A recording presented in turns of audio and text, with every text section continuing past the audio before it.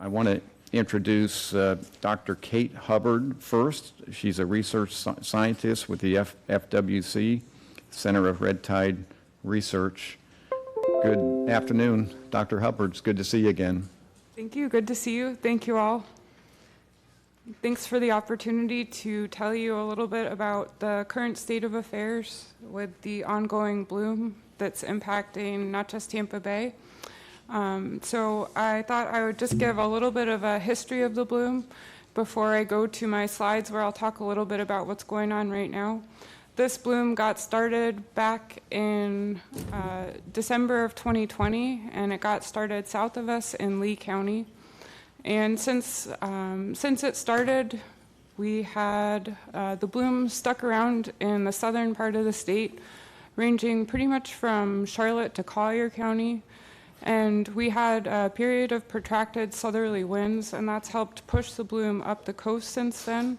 We saw it move up the coast, along the coast of Sarasota County, and then into our area, into lower Tampa Bay in late April. And we saw conditions continue on in this area. We did see the bloom get pushed into Tampa Bay.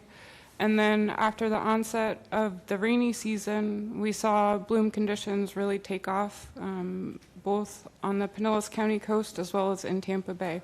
And so that kind of brings us up to where we are right now. And there are a few things that I just wanted to touch upon before we get started on the current state of affairs. We did have a drought in the area. I think a lot of you probably are aware of that we had a really dry winter and spring. The salinities in Tampa Bay have been unusually high, and that's unusual. And that's important for this particular red tide organism, providing the particular niche that it can grow in. We've also had Piney Point, which happened in late March and into April, and that provided unprecedented amounts of nutrients. And so that's something that provided another source that is potentially contributing to the bloom that we're seeing right now. And so we have right up there the current status report. This is showing the bloom concentrations in our area. What we're seeing are cell counts of Cornea brevis overlaid on top of sea surface chlorophyll. So that's collected via satellite imagery. And so the warmer colors of both the sea surface chlorophyll, that's the background, as well as the little dots, which each represent an individual water sample that's been collected over the 8 days. The warmer colors are showing those higher concentrations. And for the little dots that you're seeing, both the orange and the red dots, those are indicative of bloom levels. So you can see that it's patchy, but that we're seeing blooms all the way from Pasco to Sarasota County. And then if you look in Tampa Bay, obviously you can see that conditions there are really not looking great right now. We're seeing blooms both in Hillsborough Bay, as well as along the coast of Pinellas, and as well as right in the middle of the bay out to the mouth. And so this is something where we're looking at the satellite imagery. We're using that to track the bloom as well as our cell counts. We get samples in all throughout the week, and we put out 2 different status updates each week during a bloom, and I put the website up there where you can go and check those status updates. There's a lot of other information that we put out along with those updates, including forecasting information, and I'm going to give you a little bit of a sense of what that looks like for right now. And let's see if I can progress. So I mentioned that we sample. We have both routine sampling as well as event response sampling. And as we get reports in of new different bloom conditions, changing bloom conditions, we do respond. We go out and sample. We work with a huge network of partners. We also have a citizen sampling network. And so this is showing samples collected over the past 8 days. This map updates a few times a day, and this is something that we put into effect during the 2018 event, which a lot of you may remember as being a particularly terrible event for the region. This is something that has been really beneficial for getting our data out to you, out to our stakeholders, out to managers as quickly as possible. And it's something, again, it's changing even throughout the day. So these are the most recent results that we've gotten, and you can see that some of the levels that we're seeing, especially along the St. Pete coast, are showing that we have high concentrations of over 1 million cells per liter, and in some cases, some of those samples, we have over 10 million cells per liter. To give a little bit of a historical context, we haven't seen concentrations this high, and in the parts of the bay that we're seeing, in particular Old Tampa Bay, you can see that cell counts are starting to be observed there, as well as in Hillsborough Bay. We haven't seen these levels since 1971, and there was a protracted drought leading up to that event as well. So I just wanted to mention that for historical sake, it's important to kind of keep these things in mind. We do have red tide frequently in the region, and out of the past 10 years, we've had red tide events in Tampa Bay, at least 6 of those years. But again, they haven't reached the magnitude that we're seeing right now or the spatial extent. So this is one resource where you can go to get the most recent sampling results.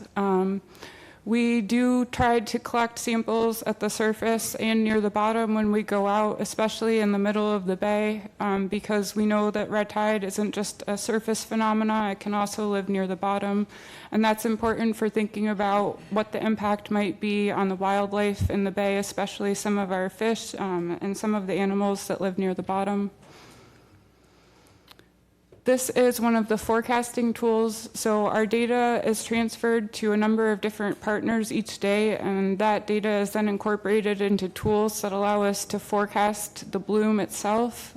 So this map is, if you see where the X's are, those indicate either where a pretend sample has been dropped in, or in the case of the colored squiggly lines, a real sample, and it's giving us a sense of where that particular cell or population of cells might be over the course of the next 3.5 days.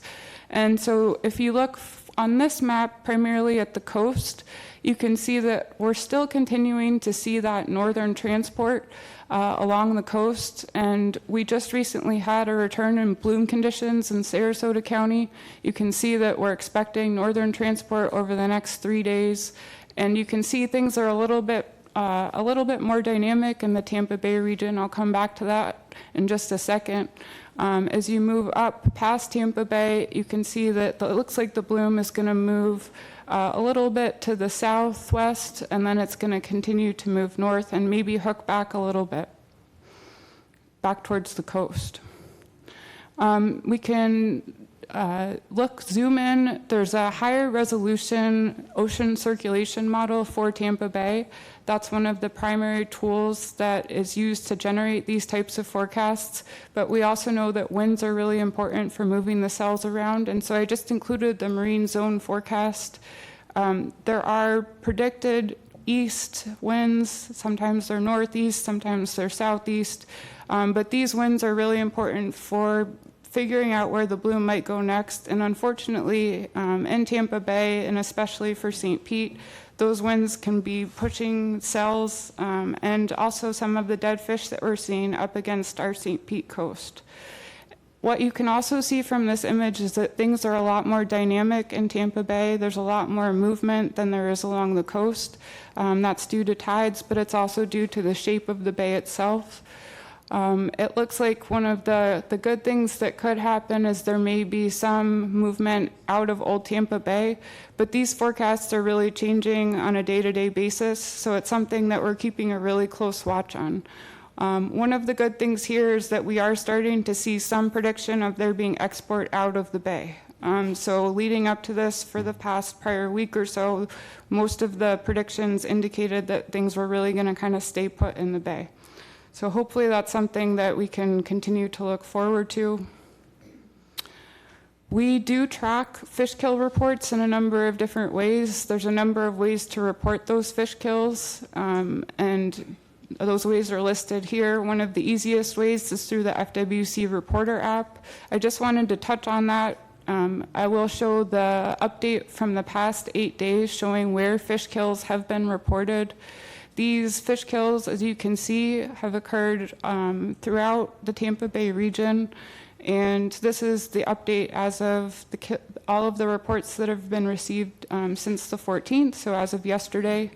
And we are seeing reports again throughout the Pinellas County area along the southern coast, also in some areas in the Apollo Beach region. And so this is something that we use to direct our sampling, but we're also passing this on to the county and to the city to help direct the fish kill cleanup efforts that are ongoing. I also just wanted to mention this because this has been a fairly new endeavor where the city has taken this on. I know a lot of you are already aware of this, but I did want to mention it because it's been a huge undertaking. The city has started to take on their own collection of fish kill information to really help hone in on where those fish kills are happening so that they can jump on and try to do that cleanup as quickly as possible. So I just wanted to try to provide a quick update on the status of affairs right now, what we're seeing. This is the short-term forecast. We don't have a long-term forecast, unfortunately, for Karenia brevis. We do look at conditions offshore in the Gulf of Mexico. We know that blooms do typically initiate in August, September, October. It's very unusual to be seeing a bloom in Tampa Bay this time of year. And again, going back to 1971, that was one of the features that was also unusual about that particular bloom relative to the blooms that we've seen over the past 10 years. And I think that that's where I'll stop for now.